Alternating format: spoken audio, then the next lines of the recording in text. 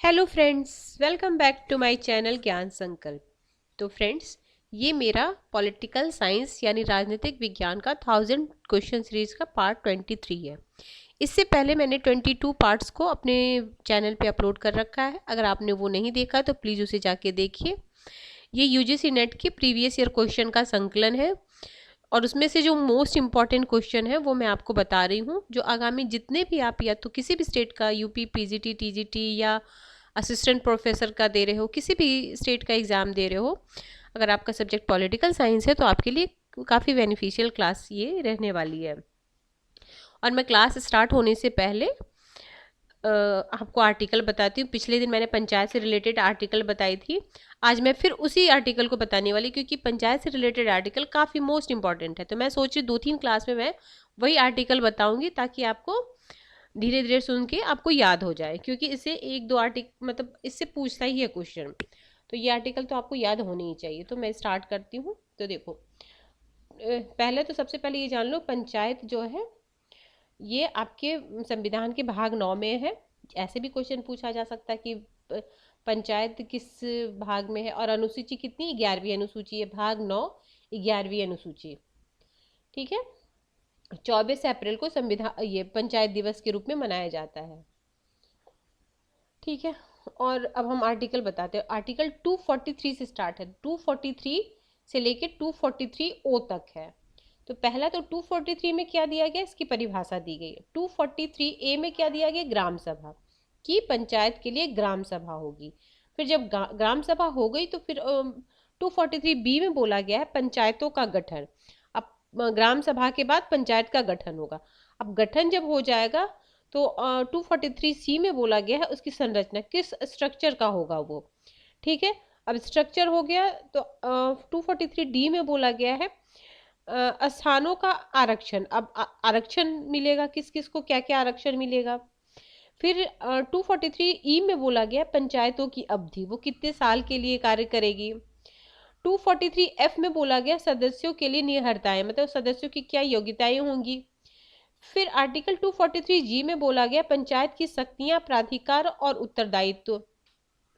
Article 243 H में पंचायतों द्वारा कर अधिरोपित करने की शक्तियां और उनकी निधियां।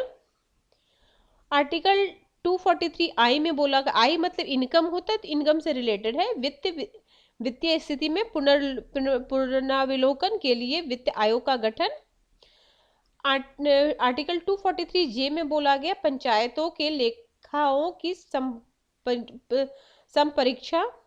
आर्टिकल 243 के में बोला गया पंचायतों के लिए निर्वाचन। देखो, के इंपॉर्टेंट है, के is very important, I is very important. फिर आपका डी नहीं, ए बी सी तीनों इंपॉर्टेंट है। ऐसे तो ये आर्टिकल सारे इंपॉर्टेंट है, बट मोस्ट इंपॉर्टेंट क्या है मैं ये बता रही हूँ आपको। फिर है के हो गया पंचायत से निर्वाचन। एल क्या बोलता है, एल बोलता है संघ राज्य क्षेत्रों का लागू होना। 243 एल बोलता है संघ राज्य क्षेत्रों का लागू होना। आर्टिकल 243 एम बोलता है इस भाग का कतिपय क्षेत्रों में लागू न होना, कुछ क्षेत्रों में लागू नहीं होता, वो किसमें बोला, 243 एम में। एन में क्या बोला गया है, विद्यमान विधियों और पंचायतों का बना रहना। आर्टिकल 243 ओ में बोला गया है निर्वाचन संबंधित मामलों में निर्वाचन न्यायालयों के हस्तक्षेप का वर्जन। ठीक है फ्रेंड्स, तो आज मैं पंचायत से रिलेटेड आर्टिकल में 1-2 दिन और आपको बताऊंगी, ताकि आप क्लास से स्टार्ट होने से पहले इसे सुने और आपको याद हो जाए। फिर आज का मैं क्लास स्टार्ट करती हूँ। फ्रेंड्स, अगर आपको किसी वजह से मेरा चैनल हेल्पफुल लग रहा है तो प्लीज़ मेरे चैनल को सब्सक्राइब कीजिए, अपने फ्रेंड में शेयर कीजिए और मेरी वीडियो को लाइक कीजिए।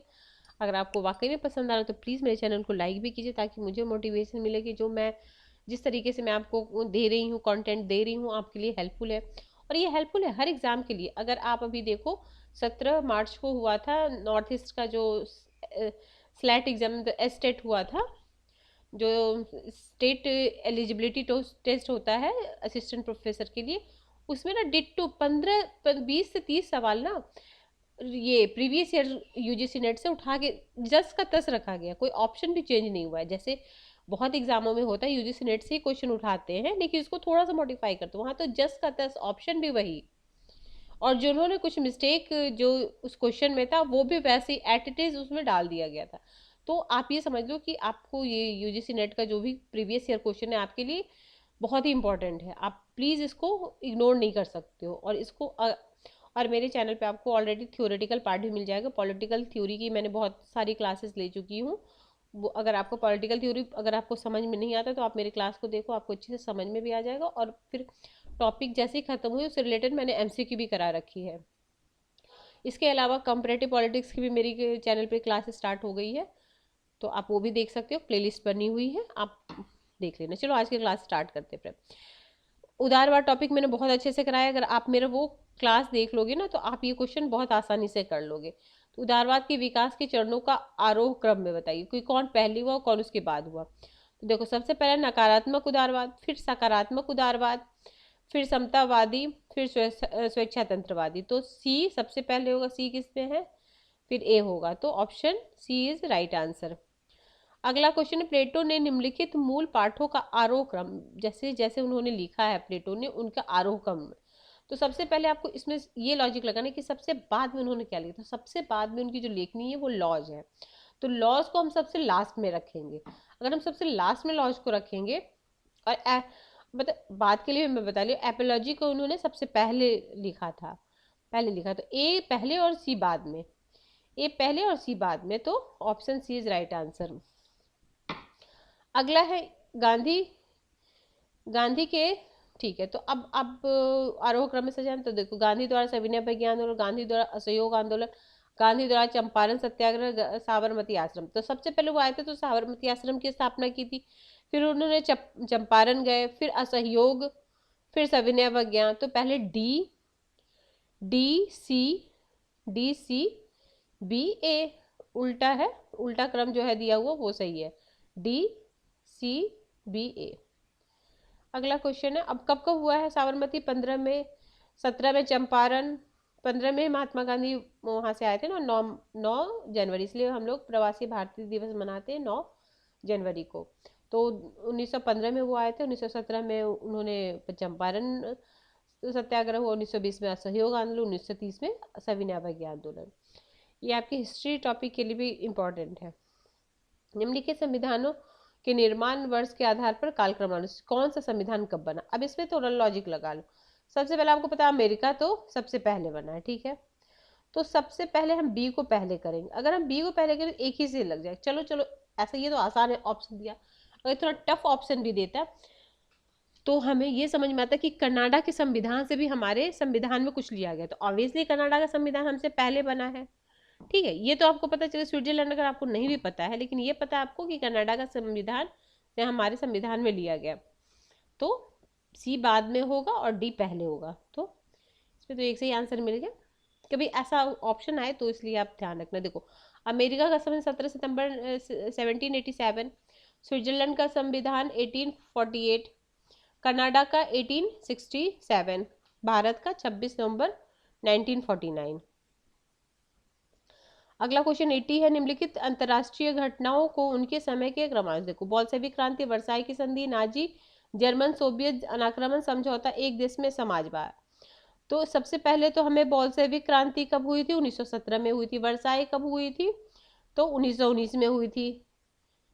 और नाजी जर्मन कब हुआ है, नाजी जर्मन आपका 1939 में हुआ है। और समाजवाद, एक देश में समाजवाद की नीति, सोवियत संघ की मजबूत करने की नीति थी 1924 में, ये लेनिन की एक देश में समाजवाद की नीति, तो 1924। तो आप उस अनुसार लगा दो, सबसे पहले हो जाएगा बोल्शेविक क्रांति, फिर वर्साई की संधि, फिर हो जाएगा एक देश में समाजवाद, और लास्ट में हो जाएगा नाजी जर्मन सोवियत अनाक्रमण समझौता। अगला क्वेश्चन है, लाहौर बस कूटनीति, लुक ईस्ट पॉलिसी, गुजराल सिद्धांत, पोखरण सेकेंड। तो लाहौर बस और पोखरण ये दोनों किसने किया था, अटल बिहारी वाजपेयी ने। तो सबसे पहले लुक ईस्ट पॉलिसी 1992 में नरसिम्हा राव ने किया था, 1992 में। फिर है गुजराल सिद्धांत 1996 में। इसका ऑप्शन डी होगा, सबसे पहले बी होगा, एक से ही आंसर आ जाएगा आपको, तो बी सी डी ए, ठीक है। 98 में पोखरण और 99 में लाहौर बस सेवा। अगला है, अब इस क्वेश्चन को भी आप ना लॉजिक सही कर सकते हो आसानी से। आपको तेलंगाना पता है सबसे बाद में हुआ है, अगर इन दोनों में कंफ्यूजन है तो सबसे पहले हम तेलंगाना को सबसे बाद में करेंगे और सबसे पहले हम हरियाणा को करेंगे। तो ए सबसे पहले और बी सबसे बाद में, ए सबसे पहले बी सबसे बाद में, ठीक है। तभी हमारा राइट आंसर मिल जाएगा, क्योंकि सब देखो इसमें पहले उत्तराखंड बना था, फिर झारखंड बना था। 9 नवंबर को उत्तराखंड बना है और 15 नवंबर को झारखंड बना और 1 नवंबर को छत्तीसगढ़ बना था। 2000 में 3 स्टेट बने थे और 2014 में तो ये आंध्र प्रदेश अलग होके तेलंगाना बना है 2 जून को। अगला, अब ये सब जो आयोग है उसके बारे में है। प्रथम प्रशासनिक सुधार आयोग, गोपाला स्वामी अयंगर समिति, गोरवाला समिति, ये सब समितियों को आप इकट्ठा एक जगह लिख लो। हर से रिलेटेड समिति, पंचायत से रिलेटेड समिति, चुनाव आयोग से संबंधित समिति, सेंट्रल स्टेट रिलेशन से संबंधित, सबको एक एक करके लिख लो। तो ये क्वेश्चन हर एग्जाम में पूछता है। देखो सबसे पहले ए एन गोपाला स्वामी समिति 1950 में अपनी report reorganisation of the machinery of central government पेश की थी। और 1951 में गोरवाला समिति, 1951 में गोरवाला समिति। फिर प्रथम प्रशासनिक सुधार आयोग 66 में, सतीश चंद्रा समिति 1989 में। उस हिसाब से आप लगा लो। लोक प्रशासन के विकासात्मक चरणों को आरोह क्रम है लोक प्रशासन के, ये भी इम्पोर्टेंट क्वेश्चन है, ये भी पूछता ही हर साल एक साल के बीच करके हर साल, मतलब हर स्टेट में एक आध बार तो पूछता ही। ये क्वेश्चन को आपको कर लेना है। तो देखो सबसे पहले क्या हुआ, सबसे पहले द्विविभाजन, मतलब राजनीतिक शास्त्र और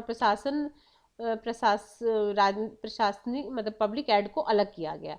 तो सबसे पहले बी हो जाएगा, फिर बी हो गया, फिर सिद्धांत बना, ठीक है। सिद्धांत के बाद बहुत सारी चुनौतियां आई, फिर चुनौती के बाद पहचान का संकट हुआ, पहचान के संकट के बाद लोक नीति। तो सबसे पहले ए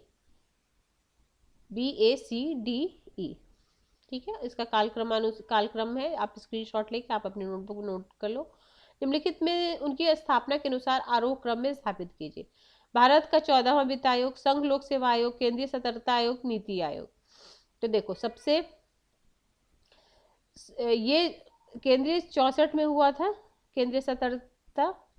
और जो संघ लोक सेवा आयोग है 1926 में, जब ब्रिटिश सत्ता में थी तभी इसकी स्थापना होगी। तो ये तो पता ही है सबसे पहले होगी, ठीक है। सबसे पहले हमारा क्या होगा, बी सबसे पहले होगा, तो एक से ही हमारा आंसर आ जाएगा।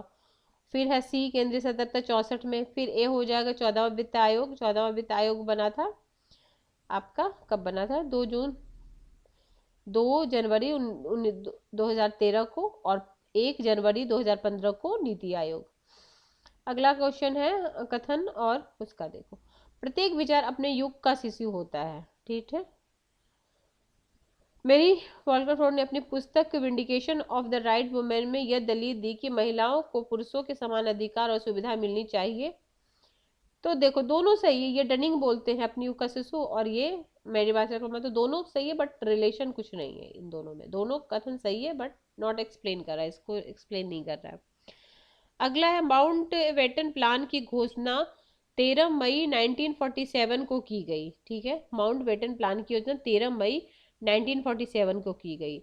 कारण क्या है, 18 जुलाई 1947 को ब्रिटिश संसद ने माउंट बेटन प्लान का अनुसमर्थन भारतीय स्वतंत्रता अधिनियम 1947 में किया। तो A is wrong but R is मतलब सही है। क्वेश्चन है, हॉब्स का दायित्व सिद्धांत शारीरिक है क्योंकि समाज संप्रभु की आज्ञा का पालन दंड के डर से करती है। कथन है, हॉब्स के प्रकृति के नियम स्वहित के विवेकपूर्ण अनुसरण के बारे में सलाह मात्र नहीं, बल्कि ये नैतिक नियम जो कर्तव्यों का विद्यमान करते थे और ये अनिवार्य थे क्योंकि उनकी आज्ञा ईश्वर द्वारा दी गई है। तो दोनों सही है, बोथ आर करेक्ट। वैश्वीकरण में विभिन्न सामाजिक समूहों की सांस्कृतिक पहचान और उनके सामाजिक सौहार्द को उल्लेखनीय रूप से प्रभावित किया है। देखो सॉरी, मैंने पहला कथन नहीं पढ़ा। पहला, सामाजिक संरचना, मूल्य और अभिवृद्धि वैश्विक की प्रक्रिया द्वारा प्रभावित हुई। और दूसरा कथन है वैश्विक की विभिन्न सामाजिक समूहों की सांस्कृतिक पहचान उनके सामाजिक सौहार्द उल्लेखनीय रूप से प्रभावित किया। तो इसका दोनों इज राइट है, दोनों सही कथन है। ऐसे क्वेश्चन ना DSSS में TGT में बहुत पूछे जाते हैं, दोनों कथन सत्य है, दोनों कथन गलत है, एक कथन सही है, एक कथन गलत है। अगला है कथन द्वितीय प्रशासनिक सुधार आयोग द्वंद्वों के समाधान हेतु क्षमता निर्माण नामक अपनी 7वीं रिपोर्ट में पूर्वोत्तर में अवैध अप्रवास का उल्लेख किया और नागरिकों के बहुउद्देशीय राष्ट्रीय पहचान की ध्यान दिया। लोकवाणी उत्तर प्रदेश सीतापुर जिले में सार्वजनिक निजी साझेदारी परियोजना है। इसका शुरुआत कब हुआ था? तो 9 दिसंबर 2009 को। तो इसका हो जाए ए सत्य और आर गलत है। तो आप ये वाला गूगल पे सर्च करना, लोकवाणी उत्तर प्रदेश सीतापुर कब हुआ था, ये आप प्लीज, आपको मैं एक होमवर्क दे रही हूँ कि आप इसको ढूंढना कि लोकवाणी उत्तर प्रदेश के सीतापुर में सार्वजनिक जो वो साझेदारी परियोजना थी वो कब शुरुआत हुई थी। ठीक है फ्रेंड्स, तो आज के क्लास में इतना ही करते हैं। नेक्स्ट क्लास में हम इससे आगे का करेंगे और ये आगे जो भी है वो है पैराग्राफ है, गद्यांश है। तो अगर आप गद्यांश का क्वेश्चन करना चाहते हो तो मैं 1 मिनट के लिए ऐसे रोक दे रही हूँ, आप इसका स्क्रीनशॉट ले लो, फिर मैं क्वेश्चन दिखाऊंगी, या एक बार आप रोक के पढ़ लो, फिर मैं क्वेश्चन दिखाऊंगी, आप कर लेना।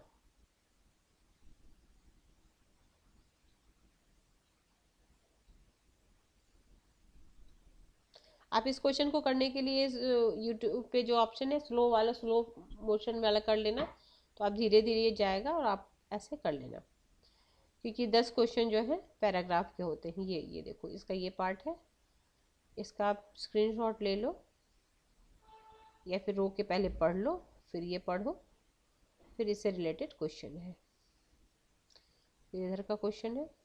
ठीक है फ्रेंड्स, तो आज के क्लास में हम ये 2020-21 का कंबाइंड एग्जाम हुआ था उसका सिर्फ 2 का ये क्वेश्चन है। और मेरे चैनल पे आपको मैराथन करके एक है क्लास, उसमें आपको 2023 जो जून का एग्ज़ाम हुआ था उसका क्वेश्चन आपको मिल जाएगा। तो आप प्लीज़ उसको भी देख लेना, आपको बहुत अच्छे से, आप ये सब पहले देख के फिर देखना कि आप में कितना वो सॉल्व कर पाओगे। वो पूरा 100 क्वेश्चन का मैराथन क्लास उसमें, मतलब 100 क्वेश्चन है उस एक क्लास में। तो फ्रेंड्स, अगर आपको ये कंटेंट अच्छा लग रहा है, मैं इसी तरह की वीडियो आपके लिए लेके आऊँ, तो प्लीज़ मेरे चैनल को सब्सक्राइब कीजिए, मेरे वीडियो को लाइक कीजिए, अपने फ्रेंड में शेयर कीजिए। Till then bye bye, see you next video.